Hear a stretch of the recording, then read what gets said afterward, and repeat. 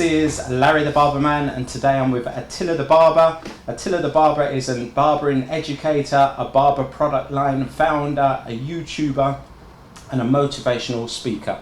And in some respects, barbering saved your life in the respect that you had run-ins with the law, you was incarcerated at one point, and you found yourself into barbering. Tell me a little bit about how you found yourself into barbering and how you believe that it saved your life. Well, I'm going to break it down like this. When I was young, I hanged around with the wrong people. I grew up in North London, Tottenham, so I was always in the wrong places at the wrong time. So I used to always get in trouble with the law. I was in and out of prison at one point. I got arrested numerous times for so many different activities. You name it, I've done it. I don't want to talk what I've done, but yeah. So from there, as I got a bit older, I started to get jobs, like no regular jobs. So I would get a job, I end up getting sacked, and I end up having no job again. So I would do more criminal activities. So I was like a yo-yo, just going up and down, up and down. So from there, somehow, something clicked my mind, and I used to always shave my beard and my hair, so I thought, let me go college and see if I can try barbering. So I then got my level 2 certificate, pursued that. I was cutting hair for a bit. I didn't have belief in myself, Larry, so I started doing wrong stuff again. So from there, I went back to another job, like it was a driving job. So numerous times I was losing my job, getting another job. I was going up and down, up and down, up and down. So I thought, I have to pick up my clippers again now. I picked up my clippers. I started up my own mobile business. It was called Attila's Mobile Barbering. So I'll drive from house to house and I'll be cutting hair. But cut the long story short, the houses that I used to go into, they used to always be doing their own thing, cooking their food, answering the door, so the haircut would take about an hour and a half. So I was running up and down for £10 and it was taking an hour and a half. So in a day I might make £30–40. So I thought, sod this, I'm done with that now. So I went back to the driving job. I got sacked again, Larry. So I went down again. So from there, I thought I need to find a shop now. So I looked around, cut the long story short again, I found a shop. I wasn't good enough. All I can do is fades. So I wanted to learn more about the scissors, more about the hairdressing. So I decided to work. I settled for £40 a week. I done that for 3 to 4 months.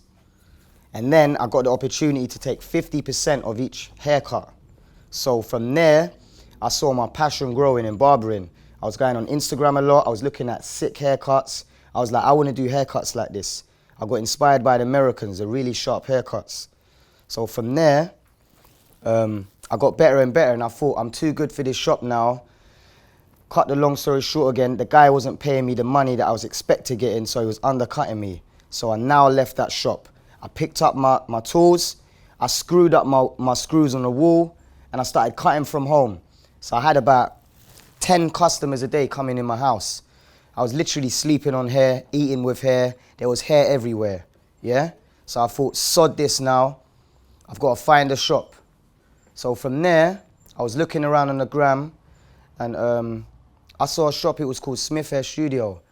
So I kind of looked deep into the profile, and I see there was guys like me. So I thought, what if I can get into a shop like this, and I can fit into this shop? I can actually fit in, I can be myself, I can be who I am. I don't need to hide my identity. When I was in the other shop, I used to always get told what to do, don't do this, don't do that. So I was here now, I was a free man. I met Nathan Smith, I met Ev Styler, Nat Faye Cole, and then the team just grew. And then we got Emma now, yeah, Kat's there, she's been there way before me. And then you got Nicole. So I met a strong team. We grew as a family. So we started just learning off each other. My afro hair grew up as well because I've been working here and there's a lot of afro cuts. I was doing 10 afro cuts a day, European hair. My passion grew more. I was getting better at my craft now. Okay, so your big takeaway from running a mobile barbering business was the fact that running around from client to client doesn't pay unless you're charging, 3 figures. So that was your big takeaway. Okay, so Anybody that knows you knows that you're always talking about positive thinking and the law of attraction. When did this come about in your life? And give me some of the books that you've read. Basically, how this come around, cut the long story short, I'm going to tell you the truth, yeah? I had a nervous breakdown at the age of 23. I got into big debt. I don't want to say what, but people were looking for me and I was under a lot of stress, so I broke down, Larry. So I thought I was never going to get better, you know? If anyone knows here, if they suffered from anxiety, it's the worst place to be. So I started self-developing myself, educating myself. I wanted to get inside the mind and see what the mind thinks. So I started listening to a lot of motivational speakers. I'm going to say them out because they helped me. Eckhart Tolle, Jim Rohn, yeah, E.T. I could go on and on. There's a lot of motivational speakers I still look up to now. And then I read recently The Power of Now, The Secret. I wanted to find out about law of attraction. You know, I just wanted to feed myself with positivity, so I come out of the hole, you know, and... Okay, so reading motivation is one thing. The only way that motivation actually works is if you practice it. Give me some of the practices that you was practicing that helped you get out of this hole and pursue.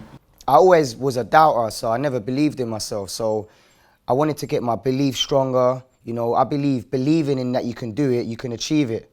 You know, if you believe, then you can achieve. So without belief, I couldn't achieve. So I had to get my belief system better and I had to believe in myself more. So the more I believed in myself, the more better and stronger and motivated I get. So I thought, if I can motivate myself, how about if I can motivate the people and make them spark as well? So I can give them a drive as well so they can pursue their career further. How did you create the belief? For someone who's out there who's suffering. Every morning I would get negative thoughts. So I would wake up and dread going work. So I decided to listen to a motivational speaker first thing in the morning for 20 minutes and first thing before I go to bed. So before I'll go sleep, I'll be motivated, and when I wake up, I'll be motivated. So regardless if I had negative thoughts in the morning, I'll listen to motivation and it will get me through the day. If I felt negative in between the day, I'll listen to more in my headphones. So I'll just drain myself with positivity and motivation because that's what I wanted. I wanted to be motivated. I wanted to be motivated, and I got inspired by the speakers. So I thought, I can do this as well. If they can do it, then I can do it. Why not? And from there, I cut the long story short. When I went to Los Angeles, there was the first motivational speaker, that was D.L. Master Barber. After I listened to him, I got so inspired. So I thought, there isn't no motivational speakers in the UK. All they're doing is showing hairstyles, and they're just showing them how to produce them. So I thought, why not give them their hairstyle and give them the motivation? Because everyone needs a kick up the arse sometimes when they're feeling low. So that's what I thought I'll do. So slowly, I started talking more. I come out of my comfort zone. I was a very fearful person. I didn't like speaking up. So I wanted to face my fears. I thought fear is not real. The only fear that you should fear if someone's in front of you with a knife and they're going to take your life away. Any fear in the mind is not real. So I went against my fears. The more I faced my fears, the more I annihilated them, the more the fears went. So that's how I got more motivated. And that's, to get motivated, you have to be fearless. I'm not saying I'm fully fearless yet, but I've got rid of so many fears. Okay, that's good.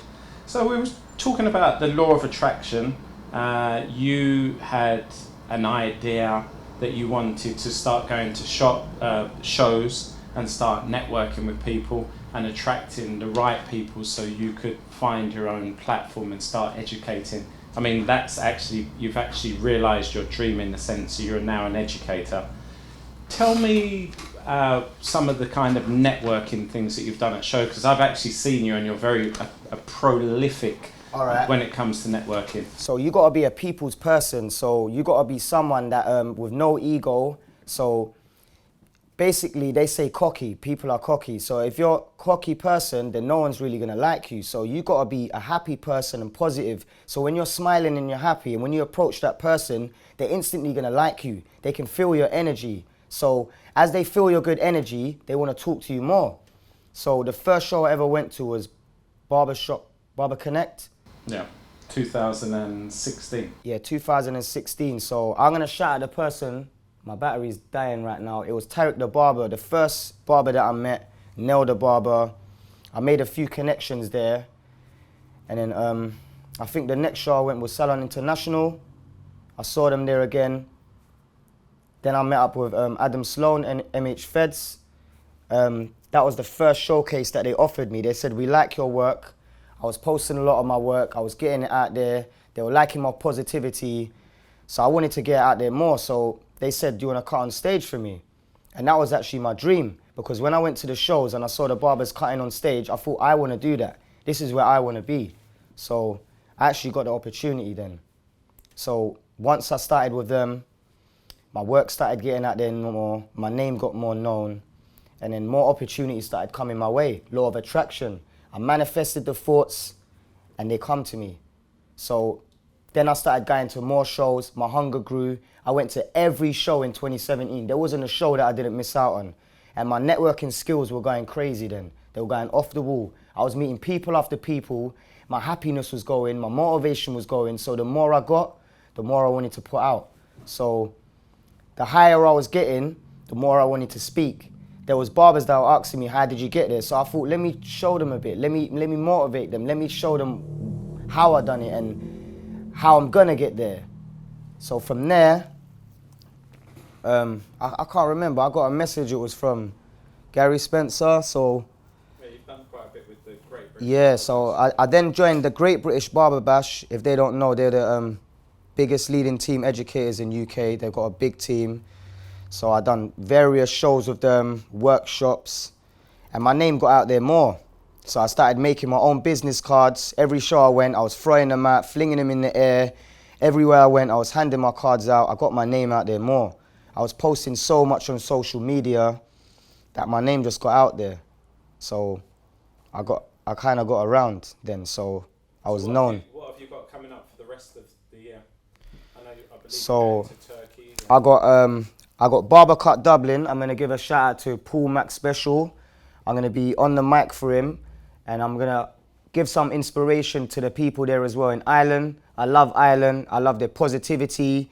They're great characters. They're real genuine people. And I've got a lot of love and time for the Irish as well. My mum's actually quarter Irish. So I've got it in my blood as well. So yeah. I've got, after that, I'm going to be in Turkey, Antalya for 3 days. So I'm going to be showcasing our brand. One of my other guys, Ricky, he's actually in Smithfield Studio as well, and DM Barbering as well. So they're going to be with me as well. You've got something going on with DM Barbering as well, do you know? Yeah, well, should I say that? So yeah, me and DM, I met him at one of the shows, and then we kind of connected. I like his energy and I like what he was doing. So from there, I kind of messaged him. There was a few shows coming up, so that's when you met him at British Master Barbers. So we done that. We had a little word. We said, yeah, let's do a little workshop. So we done our first workshop the other day. So we got something planned in the pipeline now.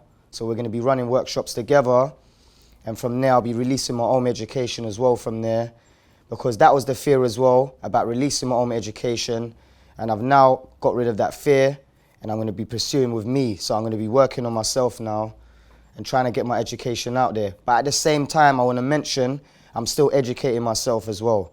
So I'm always trying to better my craft. I want to shout out Ego Barbers as well for giving me Kings of Tomorrow education, Stel the Talent. He's teaching me one-on-one. He also taught you as well, didn't he? That's right, yeah. So, and he showed you Shape Before Fade. So I explain a bit about Shape Before Fade. So Shape Before Fade is where you find the shape of the client's head, whether it's round or square, and then you build a body around it and you fade the clip work into it. Rather than fading, just taking out the body and taking out the crown, 2 weeks later their hair's gonna stick out. So rather than leaving the shape and letting their hair lay down, kind of like mine, here. That's a still cut. So yeah, Stel cut me today. Shout out to Stel. I got love for the whole Ego Barbers team. I wanna shout them out. Tabby, Alex the Wizard, Ego, John, all of them. I've got a lot of time for them. I'll be training with them till the end of the year because I want to better my craft as much as I can. I think we can never stop learning as barbers.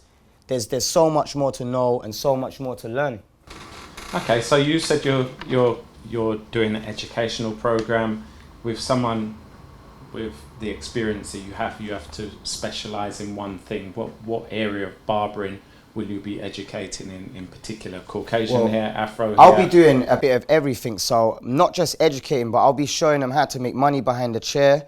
So more of services, more of connecting with your clients. So if you ask me about my clients, I'll go into it. My clients help me, you know. I got one of them that's helping me as a photographer. I'll shout him out, Was Islam, he's helping me. Another one's helping me with my accountant. Another one's social media marketing. So I like to use my clients for my lifestyle as well. We go out and eat meals together. I treat my clients like my friends because they're the ones that's putting the bread money in your pocket. So we've got to treat them the best. That's what I believe in. And that's how I've grown. Because once I treat them like that, they're going to tell their friends and they're going to get more clients. That's how it works, you know. If you sit down in a chair and you don't say a word to your client, he's not going to really want to come back to you.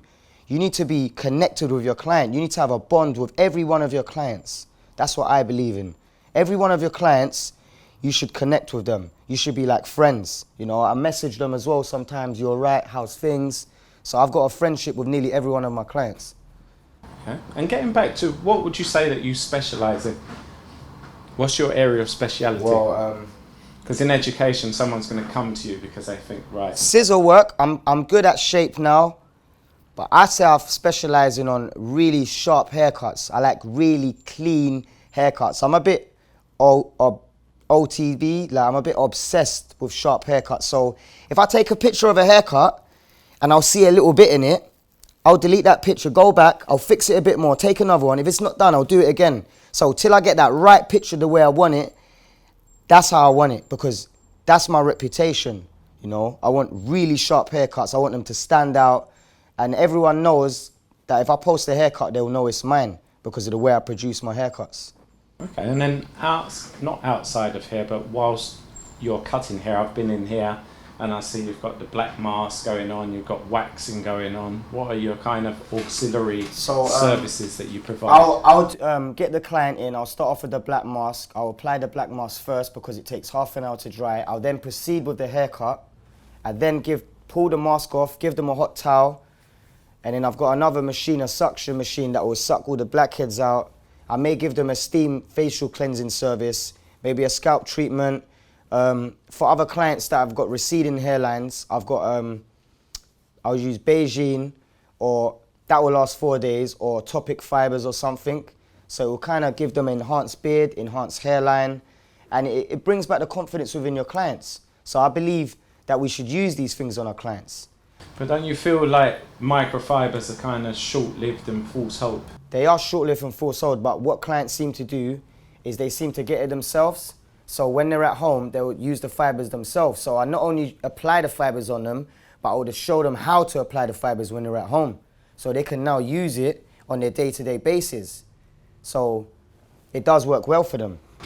Okay, so talking about fibers and products, as I introduced you at the beginning, you've got your own product line.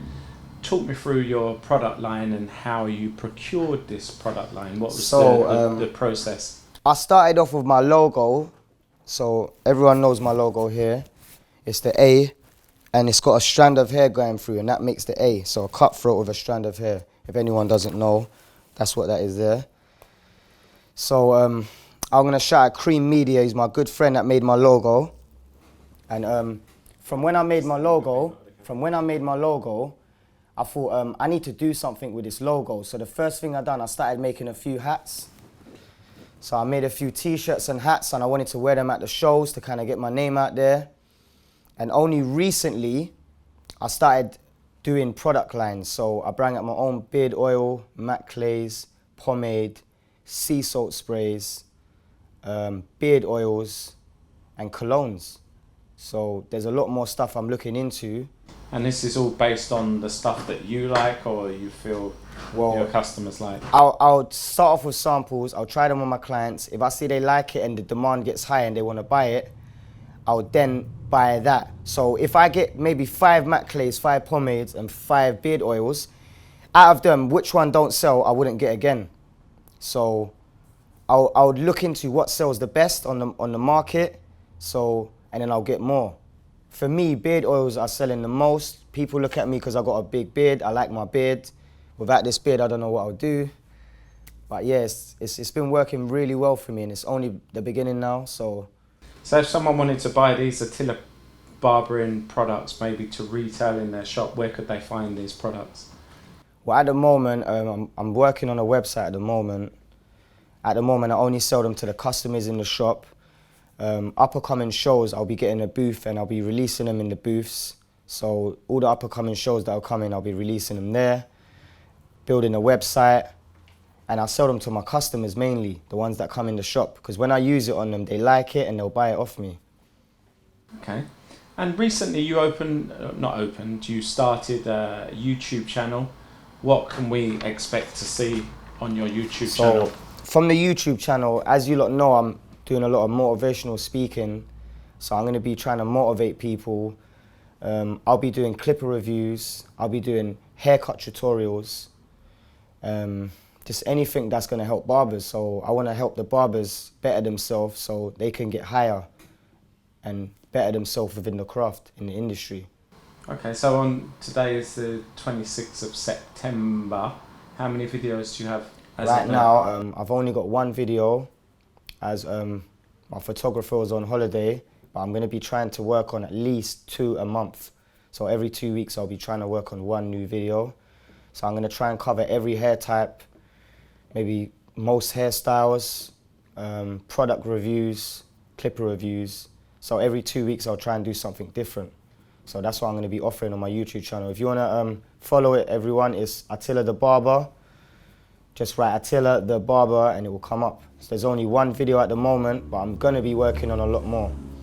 Okay, and you're a positive thinker. What positive change would you like to see in the barbering industry, and what have you observed that you think is slightly negative and it needs change? I see a lot of observers, people just watching and not speaking. So I think that we should all get together, and if we all do get together, we can make this happen. But I think it's a competition out here now, that a lot of barbers are competing with each other. There's a lot of educators now. I think everyone seems to be an educator now. So I think we're all competing against each other. But if we actually work together, we could probably bring a big show with all the educators together and work together, So what you're saying is you feel like we need something, grander than Barber Connect, or you feel like we need a Barber Connect where barbers make the contribution as opposed to... I think there's a lot of barbers that need to be given an opportunity right now that isn't known, and it's going to happen soon. So for the people that ain't out there yet, your opportunity is going to come.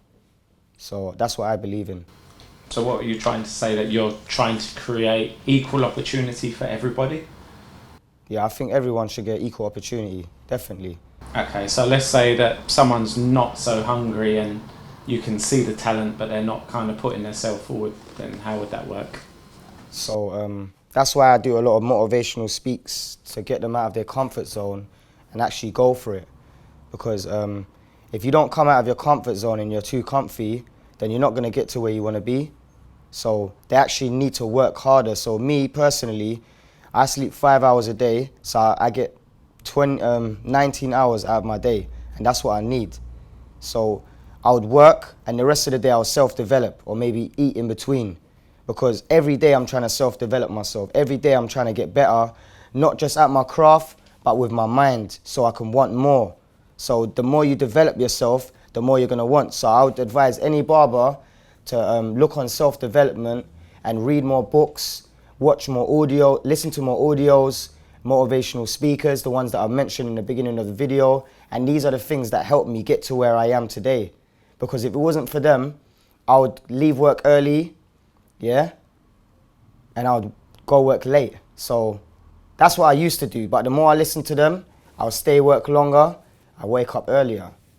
So I'll tell them, I believe the secret to success is waking up early and going to sleep later. So you got to forget about sleep. Benjamin Franklin. Was that about sleep? Yeah, it says go to bed early, rise early, and you should be wealthier, richer, wealthier. But how early are we talking? I don't know, going to bed early is before 11 o'clock. See, that's something I can't do. Well, you must wake up in the morning feeling groggy. I do, but my energies raise as soon as I listen to the motivational speakers. I just karate kick out the door and get my day started. Okay, so can we expect further along the line when you become more knowledgeable in this law of attraction that we could maybe have a morning wake up call from you, or some kind of web series where you motivate barbers in the morning that were in a position where you were many years ago? Rephrase that one again. Would you consider doing like a podcast every morning? I could try, but I don't think everyone will log in the morning because they'll be sleeping. I thought you said you was the motivational speaker. You used the word try, and the definition of try is I'm telling you in advance I'm going to fail. I could do it, yeah. What I could do is post positive. I like to post a lot of positive. If everyone knows me, I don't post negative. If I feel negative, I won't post negative. I'll feel negative and I won't indulge in the negative. So when you feel the negativity, don't indulge in it. Just feel it inside you. If you feel sad, feel sad. Don't feel sad in too deep. Then you'll feel sad all day. But just have that feeling there and slowly it will subside. That's what I believe in. Yeah, that's from, what's it name? Eckhart Tolle, The Power of Now. Yeah, but that came from initially, I'm trying to think. The mind, I forgot what it's called. As a man thinketh. Yeah. The mind is like a garden, either weeds or flowers will grow, but unless you purposely plant flowers, then weeds will grow and then you'll have a head like a mashed up garden. Certainly. I agree with that, Larry, 100%. Okay, so last two things. Where do you see yourself in 5 years' time? I mean, you've achieved, when I first saw you, you was, like not quite a ship without a rudder, but you was nowhere in the barber industry. You're kind of a nationally recognised name. I've got a plan to have shops abroad. So I would want maybe a shop or two here and in other countries as well. So I want to take my craft, I don't know, it could be anywhere, Larry. Maybe even in my hometown, Cyprus, maybe in Europe somewhere. It could be in Dubai. I wanna reach other places so I can motivate them as well. So from there, I may not want to cut hair no more. I may just want to speak and just be a speaker. In the barber industry. Yeah, so I haven't really seen no barber motivational speakers in UK. As I said, I got inspired by DL Master Barber. So I had a plan when I get back that I want to start speaking more. So that would be my main goal, to speak internationally all over the world and inspire barbers. So that's what I'd want to do. Just a quick in-between question. What would you say that you believe, what area of barbering do you believe you're the absolute best at? And what one ninja trick in barbering could you part or share with the barbering community? What kind of trick? Cutting hair? Yeah. What, just giving a haircut? Yeah, What's what the trick? area? What area? What's my best? Your strongest skill. Well, I can fade really quick and I think my fades are good, so they stand out a lot. So I would do a fade in 8 to 10 minutes. So I don't know, that would be my best area, just giving a good, quick fade, because I believe if you do it in that time, then you can perfect it after. So you get the fade done quick, finish the haircut and go over it at the end. And that's how you get your perfect fade. So that would be my area. So just go over it and then, so basically just work it. I'll do the fade in 10 minutes. Yeah. Then I'll go around, I'll finish off the haircut nearly. I'll go back to the fade now and I'll make that fade extra crispy. So that's probably be my speciality. I'm not gonna say I'm the best scissor person, because only recently, after I've been getting more education, my scissor levels are upping right now, so. Man, this is freaky. I'm looking in this camera, and on camera, you actually look like a young Turkish Robbie Williams. Oh my God. No, seriously, I don't know what it is about this camera. You look like a Turkish Robbie Williams in the camera. Are you serious, Larry? With a beard. No, I'm being serious. You wait until you see it. For some reason, I don't know if it's the light or what. I don't want to look like Robbie Williams, I'll tell you that from now. Oh my God. So basically, just to paraphrase that, you're saying that if someone tries to seek success off of their own shoulders without experience, they might run into a number of brick walls. However, as the saying goes, success leaves clues. Find someone who's successful, ask for their advice, and follow the same path as them, and it might be a smoother road to success.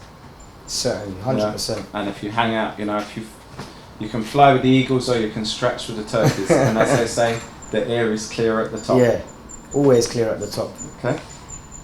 So Attila, thank you very much for sharing your words of advice and your wisdom in the barbering industry, your rocky journey that's, put you on the right road, kept you out of trouble with the law, and I know after speaking with you and your mindset that only good things are going to happen for you in the future. So keep doing what you're doing.